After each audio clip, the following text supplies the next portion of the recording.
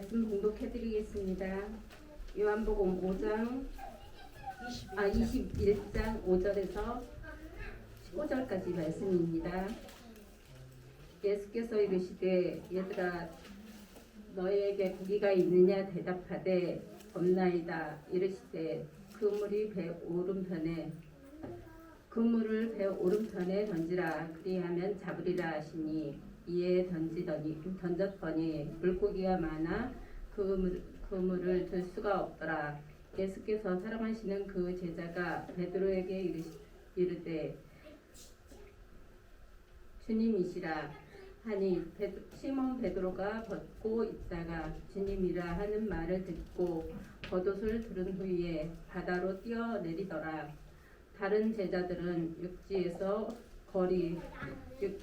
거리가 불과 한 50칸쯤 되므로 작은 배를 타고 물고기 든 그물을 끌고 와서 육지에 올라오니 숯불이 있는데 그 위에 생선이 놓였고 떡도 있더라. 예수께서 이르시되 지금 잡은 생선을 좀 가져오라 하시니 시몬 베드로가 올라가서 그물을 육지에 끌어올리니 가득히 찬 물고기가 153마리라. 이같이 많으나 그물이 찢어지지 아니하였더라. 예수께서 이르시되 와서 조반을 먹으라 하시니 제자들이 주님이신 줄 아는 고로 당신이 누구냐 감히 묻는 자가 없더라. 예수께서 가셔서 떡을 가져다가 그들에게 주시고 생선도 그와 같이 하시니라. 이것은 예수께서 죽은 자 가운데서 살아나신 후에 세 번째 제자들에게 나타나신 것이라. 그들이 조반 먹은 후에 예수께서 시몬 베드로에게 이르시되 요한의 아들 시몬아 네가 이 사람들보다 나를 더 사랑하느냐 하시니 이르되 주님 그러하나이다. 내가 주님을 사랑하는 줄 주님께서 아시나이다. 이르시되 내 어린 양을 먹이라 하시고 아멘. 아멘. 감사합니다.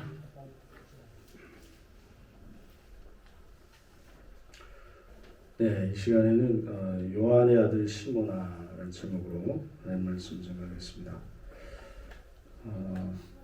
예수님께서 부활하신 후에 이제 제자들이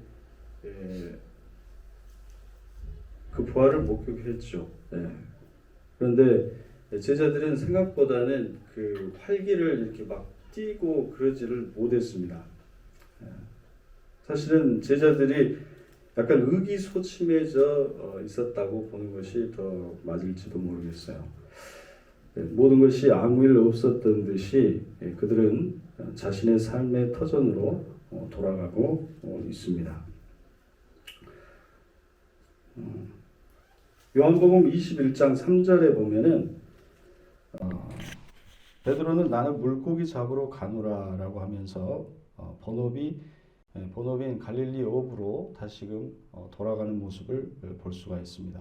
그래서 어부들이 되게 많거든요. 12제자 중에서 7명이 다 어부예요. 갈릴리 출신입니다. 그래서 그 어부들이 다 같이 이제 베드로가 간다고 하니까 나도 그러면 물고기 잡으러 가겠다. 그렇게 하고 갈릴리로 가버립니다.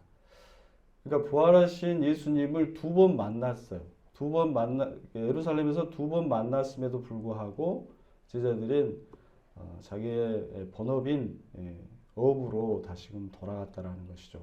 그래서 오늘 말씀에서 나타나신 것은 세 번째 예수님께서 제자들에게 나타나신 것을 말씀하고 있습니다.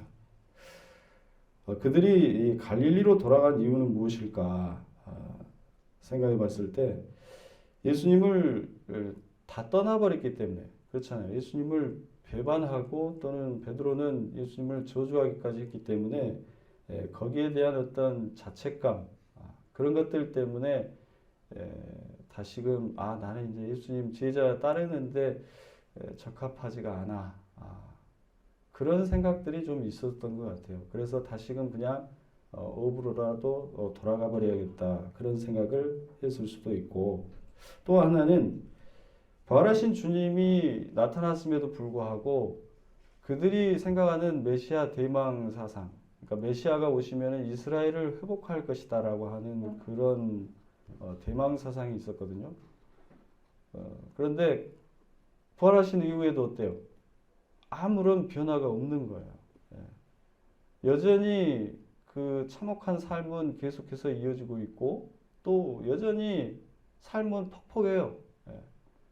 그리고 로마의 속박으로부터 세금은 여전히 더 가중되고 부활하신 예수님이 계심에도 불구하고 그러한 삶의 현실이 특별히 변화된 것이 없었기 때문에 제자들은 자신들이 꾸었던 어떤 이스라엘의 회복에 대한 그 생각들을 이제는 부활하신 예수님이 계신다고 하더라도 그것이 결국에는 뭐 안 되는 거구나. 약간 이런 생각들을 하게 된 것 같아요. 그래서 그냥 내 생업으로 다시금 돌아가야 되겠다 하고 돌아가 버리고 말았던 것입니다. 예수님은 제자들의 그 기대를 부활하신 이후에도 여전히 그 기대를 채워주지 않으셨어요. 제자들이 갖고 있는 기대라는 게 있잖아요. 예수님을 열심히 따랐던 그 기대라는 게 우리가 신앙생활 할 때 열심히 신앙생활하면 그것으로 말미암아 어떤 기대가 있잖아요. 기대. 주님께서 나에게 뭔가를 이렇게 채워주실 것이라는 어떤 기대가 있지 않습니까? 그런데 여전히 예수님은 그런 기대를 채워주지 않으셨다라고 하는 거죠. 이스라엘의 해방도 가져오지 못했고 경제적인 문제도 해결되지 못했고 사회적으로 높은 지위에 그러니까 예수님의 좌편에 우편에 앉게 해달라고 그렇게 말했지만은 그러한 것들도 뭐 이루어진 것이 전혀 없었다라는 것이죠. 그래서 그들은 부활하신 주님을 만나고도 더 이상 어떻게 살아야 할지를 알지를 못했다는 거죠. 부활하신 주님을 만났음에도 불구하고 내가 어떻게 살아야 되는 거지? 이제 앞으로 어떻게 살아야 되는 거지? 거기에 대해서 답을 얻지를 못하고 다시금 자신의 본업인 물고기 잡는 삶을 선택하게 되었다는 것입니다. 그런데 놀랍게도 주님은 다시금 세 번째로 제자들을 찾아오셔요. 다시금 갈릴리로 찾아오십니다. 물고기를 잡고 있는 갈릴리로 찾아오셔요. 그래서 뭐라고 하셔요? 오늘 말씀에 얘들아 너에게 고기가 있느냐? 얘들아 너에게 물고기가 있느냐? 없습니다. 잡은 것이 아무것도 없습니다. 주님을 열심히 따랐고 나름대로 열심히 신앙생활을 했는데 아무것도 없습니다. 주님. 세상도 나아진 것이 하나도 없습니다. 주님. 주님이 말씀하십니다. 6절 말씀에 그물을 배 오른편으로 던지라. 그물을 배 오른편으로 던지라. 어떻게 됩니까? 수많은 물고기가 잡히게 돼요. 밤새도록 얻지 못한 그 물고기가 주님의 말씀에 다시금 또 순종했더니 또 수많은 물고기를 잡게 됩니다. 그런데 오늘 말씀에서는 그 물고기 숫자가 나와요. 몇 마리라고요? 나와있죠? 153마리. 153마리. 옛날에 그 모나미 볼펜에 그 153이 써져 있어요. 153이 써져 있죠? 아마 사장님이 그 믿는 사람이었던 것 같아요. 그 이제 뭐 모르고는 그렇게 못 쓰잖아요. 153. 그거는 이제 물론 그런 그 뜻이 있어요. 뜻이 있으면 이제 그것이 좀 아는 게 좀 복잡하긴 하는데 어쨌든 그 1의 세제곱 또는 5의 세제곱 3의 세제곱 한번 해보세요. 그것을 3개를 더해보세요. 그러면은 153이 나와요. 1의 세제곱이면 1이잖아요. 5의 세제곱이면 125고 그 다음에 3의 세제곱이면 27이죠. 그래서 3개를 더하면 153이 나와요. 그러니까 유대인들은 약간 그런 걸 좋아해요. 숫자로 신앙을 고백하는 것을 굉장히 좋아합니다. 유대인들이 성경을 쓸 때 게마트리아라고 해요. 그거를. 그래서 3이라고 하는 숫자를 굉장히 중요하거든요. 우리가 삼위일체 중요하잖아요. 3이라고 하는 건 완전수거든요. 그러니까 하나님의 은혜의 완전성을 표현할 때는 반드시 3이라고 하는 숫자를 써요. 3이라고 하는 숫자. 그래서 세제곱을 했을 때 그 153이라고 하는 숫자가 나타나요. 그러니까 여전히 그들에게는 하나님의 은혜가 필요했다라고 하는 것을 말씀하고 있는 것입니다.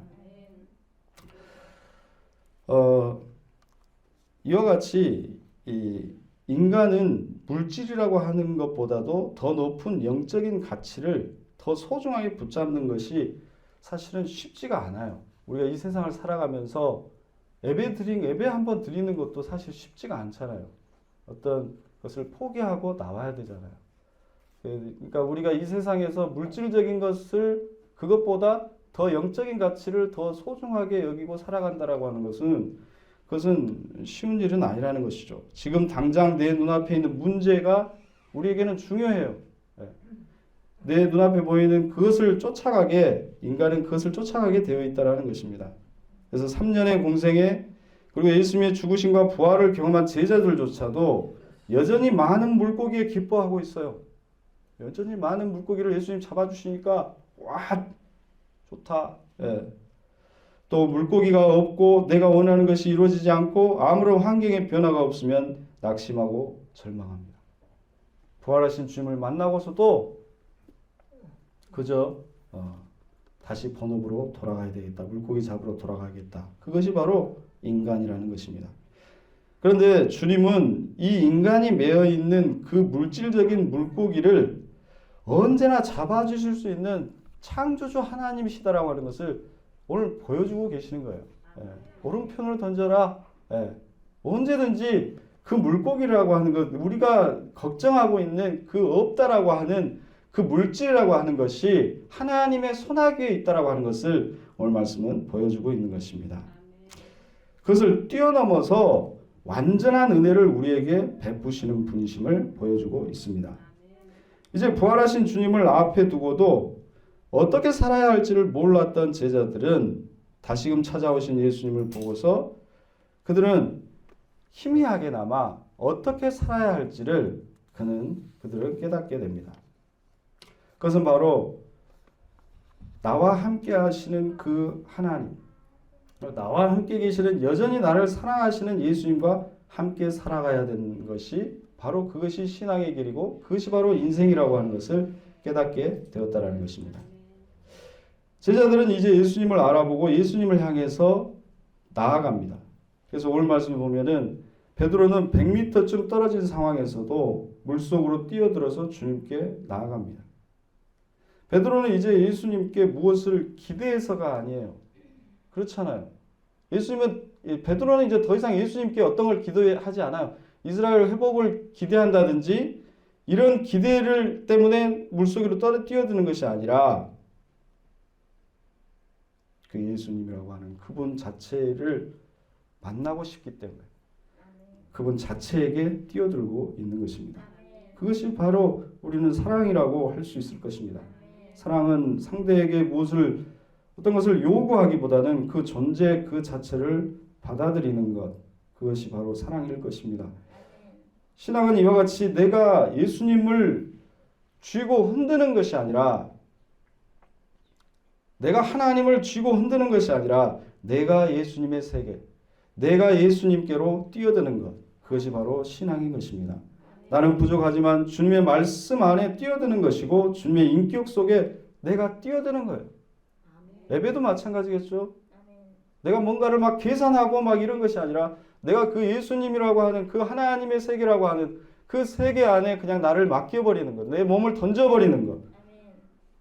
그 안에서 주님의 참된 은혜를 경험하게 되는 줄 믿습니다.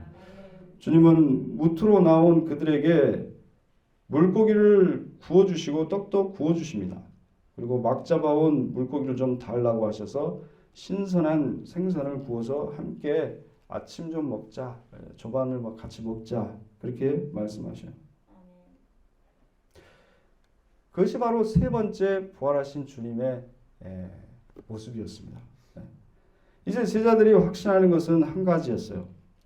그들은 모두 주님을 떠났고 주님을 부인했지만 주님은 여전히 그들 곁에 계시다라고 하는 것, 주님은 여전히 나를 사랑하고 계시다라고 하는 것, 그것을 그들은 확신할 수 있었던 것입니다. 베드로는 지금까지 예수님을 믿는다고 하면서 예수님을 이용해서 자신의 꿈을 이루고자 하는 그런 생각이 좀 강했어요. 베드로는 예수님을 믿어서 뭔가 업적을 남기고 싶은 마음도 있었습니다. 내가 오른편에 앉아서 내가 뭔가 이루겠다라고 하는 그런 생각도 있었을 것입니다. 그러나 그는 십자가 앞에서 예수님을 부인했고 이제는 고향으로 돌아간 실패한 어부에 불과했습니다. 그런데 그러한 베드로에게 주님은 다시금 찾아와 주셨고 아침 조반을 차려주십니다. 이제 베드로는 주님은 결코 나를 버리지 않으신다라고 하는 것을 이제 확실하게 알게 된 거예요. 내가 넘어져 있을 때도, 내가 지쳐 있을 때에도, 내가 엉뚱한 꿈을 향해 나아가고 있을 때도, 내가 주님을 배반하고 주님을 저주하고 있을 때 그조차도 부활의 주님을 만나고도 더 이상 나는 아무것도 할 수 없다라고 기대하지 않고 풀썩 주저앉아 있을 그때조차도 주님은 결코 나를 버리지 않는다라고 하는 것을 그는 깨닫게 된 것입니다. 그리고 주님은 베드로에게 물으십니다. 요한의 아들 시몬아, 네가 이 사람들보다 나를 더 사랑하느냐? 요한의 아들 시몬아, 네가 나를 더 사랑하느냐? 네가 나를 사랑하느냐? 두 번째 물음이죠. 세 번째 다시금 요한의 아들 시몬아, 네가 나를 사랑하느냐? 라고 세 번 물으십니다. 이 질문으로 사복음서의 마지막 장은 끝을 맺고 있습니다. 그러니까 복음서의 마태, 마가, 누가, 요한의 마지막 장, 복음서의 마지막 장은 이것으로 마무리하고 있어요. 여기서 우리는 좀 생각을 해봐야 될 것입니다. 복음이라고 하는 것은 무엇인가? 신앙의 능력이라고 하는 것은 무엇인가? 오늘 우리는 신앙을 통해서 어떤 기쁨을 누릴 수 있는 것일까? 수많은 그리스도인들은 그 답을 외적인 것으로부터 찾는 경우가 많이 있습니다. 우리도 마찬가지죠. 제자들도 그랬습니다. 이스라엘의 해방, 경제적인 해방, 사회적인 신분 상승, 그러한 외적인 것이 복음의 능력이라고 생각을 했습니다. 그런데 복음서는, 성경은 우리가 아는 최초의 복음서 마가복음은 1장 1절에서 하나님의 아들 예수 그리스도 복음의 시작이다라고 말씀하고 있어요. 그러니까 복음이라고 하는 것은 무엇이냐? 복음이라고 하는 것은 예수 그리스도라는 거예요. 예수 그리스도가 복음이라는 것입니다. 그것이 시작이라는 거예요. 복음은 내 환경이 바뀌는 것이 복음이 아니라, 내가 떡을 더 먹게 되는 것이 복음이 아니라, 내가 더 높은 자리에 올라가는 것이 복음이 아니라, 복음은 바로 예수 그리스도 그분 자체라고 말씀하고 있습니다. 복음은 예수님이 이 땅에 오신 사건 그 자체가 복음이에요. 그거를 우리는 믿어야 될 줄로 믿습니다. 복음은 하나님의 아들 예수 그리스도께서 나에게 오신, 우리에게 오신 사건이 바로 복음인 줄로 믿습니다. 그런데 왜 마지막 복음서 요한복음서 21장 마지막 장에서 그 복음이라고 하는 것을 설명하고 있잖아요. 복음서는. 근데 그 복음을 설명하는 마지막 장에서 네가 나를 사랑하느냐라고 질문하면서 끝을 맺고 있는 것일까요? 우리는 그것을 생각해 봐야 될 것입니다. 그것은 복음이 아무리 이 땅에 오신 예수 그리스도이시라고 할지라도 그 복음이 나와 상관하지 않으면, 내가 그 그리스도의 사랑을 내가 알지 못하고 그 사랑에 연결되지 않으면 그것은 아무 의미가 없는 것이다. 그것은 허공을 치는 꽹과리와 같은 복음이 되고 말 것이다. 내 삶에 아무런 의미도, 아무런 영향도 줄 수 없다. 그래서 복음서는 맨 마지막 장에서 우리에게 질문하고 있는 것입니다. 네가 나를 사랑하느냐라고 질문하고 있는 것입니다. 그러므로 복음이라고 하는 것은 끊임없이 우리에게 옵니다. 나에게 와요. 복음이라고 하는 것은. 나와 관계하기를 원하셔요. 끊임없이 나에게로 와서 나와 관계하고 나와 상관하고 나의 존재 안으로 들어오기를 원하신다는 것입니다. 그래서 주님은 오늘도 누군가의 이름을 부르고 계십니다. 오늘 이 자리에 계신 여러분들의 이름, 주님은 부르고 계시다라는 것입니다. 요한의 아들 시몬아, 네가 나를 사랑하느냐? 시몬이라고 하는 이름은 베드로가 처음 가지고 있는 본래의 이름이었습니다. 가장 흔한 이름이었죠. 철수와 영희처럼.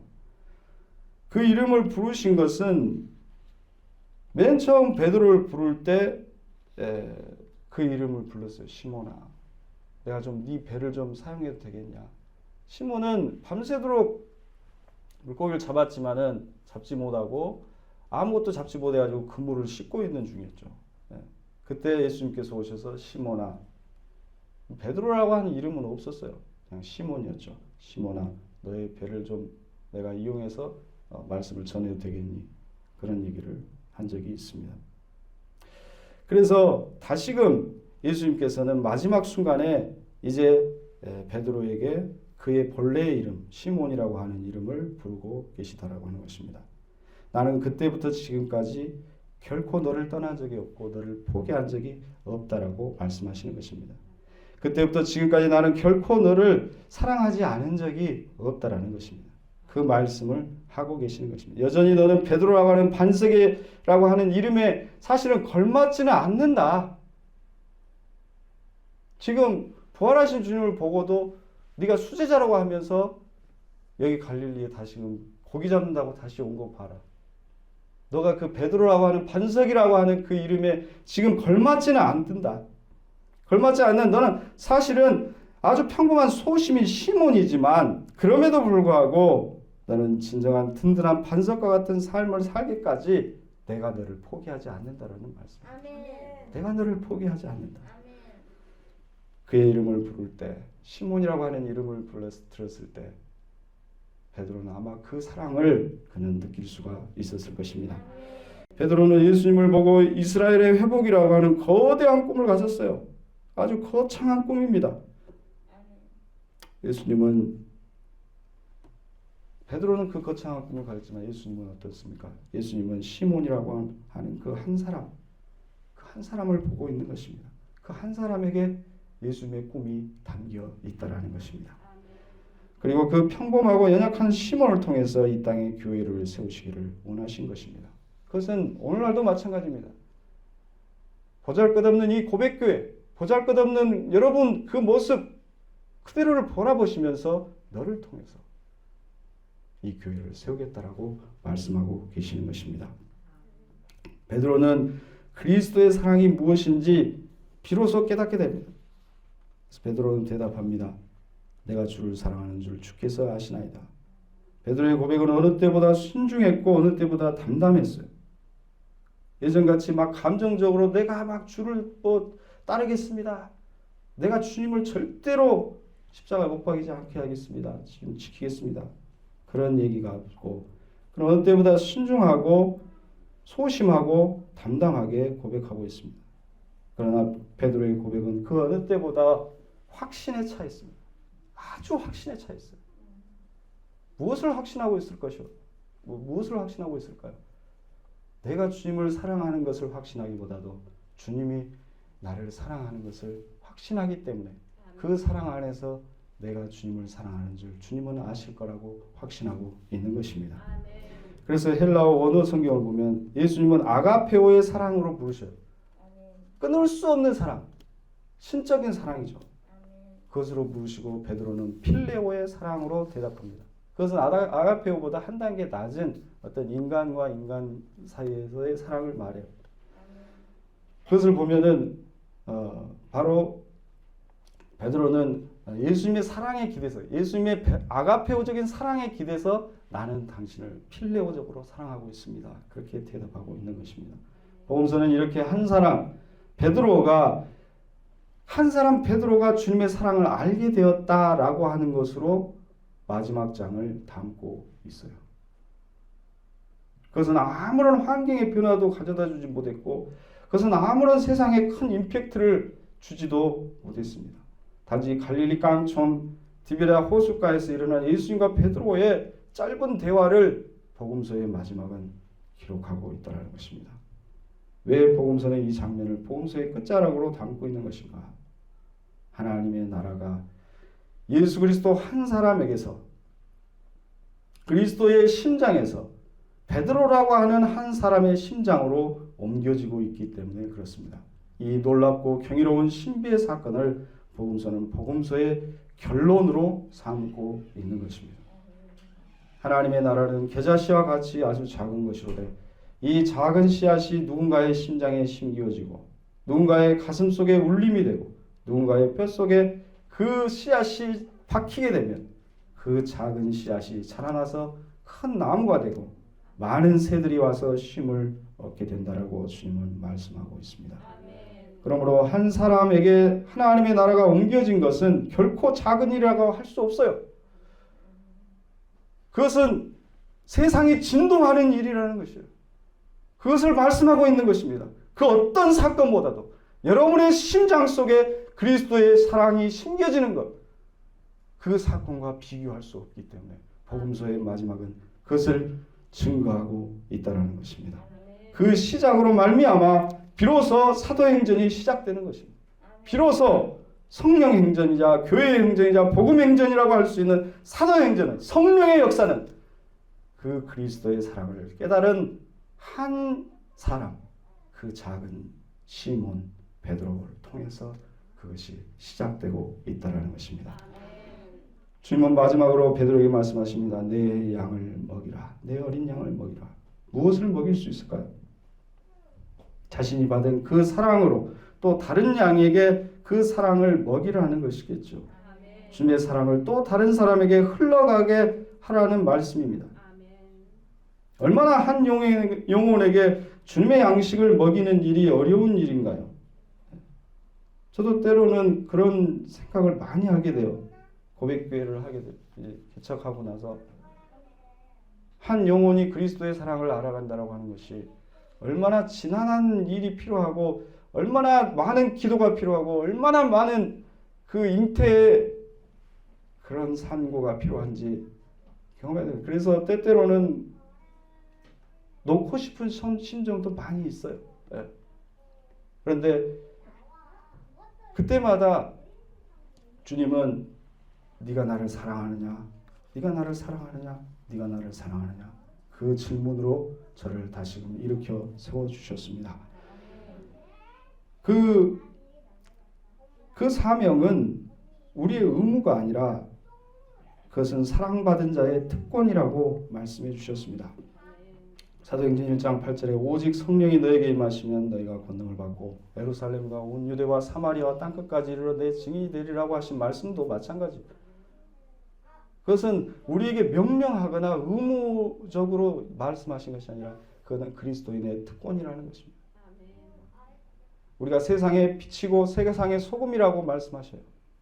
그것은 우리가 막 잘나서 우리가 뭐 그런 것들을 할 수 있어서 그런 것이라가 아니라 그리스도 안에 있을 때 그것은 우리에게 우리의 신분으로 주어진다는 거예요. 너는 그냥 세상의 빛이라는 거예요. 그것이 너의 신분이라는 것입니다. 너의 특권이라는 것입니다. 빛의 삶을 살아가는 것, 그것이 바로 우리의 특권인 줄로 믿습니다. 최근에 뉴스를 보니까 그 모래시계로 유명했던 탤런트 수민수 씨의 아들 최유성 군이 이제 캐나다와 한국 저 두 개를 다 가지고 있거든요. 그래서 이제 나이가 되니까 군대를 가야 돼요. 군대를 가야 되는데 포기할 수 있죠. 왜냐하면 두 가지 국적을 다 가지고 있으니까 캐나다 국적을 이용해서 나는 캐나다 시민입니다 하면은 군대를 안 가는 거예요. 근데 최유성 군이 나는 한국 사람이다. 그래서 이제 군대를 지원해서 갔습니다. 갔는데 이 아이가 좀 아파요. 공황장애가 있어요. 공황장애. 그래서 좀 정신적인 그런 장애가 있거든요. 그래서 3일 만에 군대에 그거를 못 견디고 이제 공황장애가 발작이 와가지고 이제 퇴소를 하게 됩니다. 그래서 이 최유성 군이 퇴소하고 나서 하는 말이 공황장애를 완전히 다시금 고치고 회복하고 와서 다시금 재입대하겠습니다. 그렇게 이야기하는 것을 보았습니다. 최민수의 아내 강준 씨는 신실한 기독교인인데 어디 보니까 가장 좋아하는 말씀이 고린도전서 16장 14절 말씀이더라고요. 너희 모든 일을 사랑으로 행하라 라는 말씀을 좋아한다고 합니다. 그의 가정을 보면 서로 간의 사랑과 신뢰가 넘친다는 생각을 하게 됩니다. 대한민국 국민인 것을 자랑스럽게 생각하는 것, 그리고 국민으로 주어진 권한을 의무가 아닌 특권으로 생각하는 것, 그것이 바로 진정한 대한민국 국민의 모습일 것입니다. 신앙도 마찬가지입니다. 우리의 신앙은 의무가 아닌 사실은 특권입니다. 우리가 증인의 삶을 살아가는 것도, 소금으로서 빛으로서 사는 것도 바로 특권이고 예수 그리스도의 사랑의 힘으로 우리는 그렇게 살게 되는 줄 믿습니다. 주님은 우리 한 사람 한 사람을 오늘도 부르셔서 그 이름을 부르시면서 네가 나를 사랑하느냐라고 물으십니다. 그 주님의 물음에 사실 여러분에게 그 사랑을 확인하시기 위해서 물으시는 거라고 보기는 어려워요. 오히려 내가 너를 사랑하고 있다라고 하는 것을 알려주시기 위해서 물으시는 것입니다. 우리는 네 주님 알고 있어요. 주님 나와 함께 하시는지 알고 있습니다. 주님 나를 끝까지 포기하지 않으신지 알고 있습니다. 주님이 나를 얼마나 사랑하시는지 내가 알고 있습니다. 그것이 바로 내가 주님을 사랑한다라고 하는 고백인 것입니다. 그 음성은 우리가 살아가는 이 풍진 같은 세상 속에서 나를 여전히 붙들어 주시고 나를 일으켜 세우시는 그 사랑의 음성으로 여러분 곁에서 주님의 자녀로 살아가게 되는 근원적인 힘이 될 줄로 믿습니다. 기도하겠습니다. 사랑해 주님 감사합니다. 오늘도 주님 앞에 나와 예배드리게 하시니 감사를 드립니다. 주님 오늘도 우리의 삶의 터전인 갈릴리로 찾아오셔서 우리에게 조반을 먹으라고 찾아오시는 주님 참으로 감사를 드립니다. 주님은 우리가 쓰러져 있을 때도 거기 계셨고 내가 무너져 있을 때도 거기 계셨고 내가 방황하고 있을 때도 거기 함께 계셨습니다. 주님은 언제나 이 세상보다 나라고 하는 한 사람을 더욱 소중하게 생각하십니다. 주님 이제 우리가 그 주님의 사랑 안에서 일어나서 주님의 양을 먹이는 참된 제자가 되기를 소망합니다. 주님을 더 알아가게 하시고 주님과 더 많은 부분에서 동행하는 삶을 살아가게 하여 주옵소서. 주님과 더 기도하는 시간이 많아지게 하시고 주님의 말씀을 생각하는 시간이 더 많아지게 하시고 주님의 사랑을 실천하는 삶의 자리가 더욱 커지게 하여 주옵소서. 그리하여 작은 겨자씨 한 알이 큰 나무가 되어 가듯이 우리의 각자 삶이 각자의 삶의 터전에서 사람들이 와서 쉴 수 있는 작은 교회가 되게 하시고 작은 예수의 삶이 되게 하여 주옵소서. 이 싸움이 예수 그리스도의 이름으로 기도드리옵나이다. 아멘.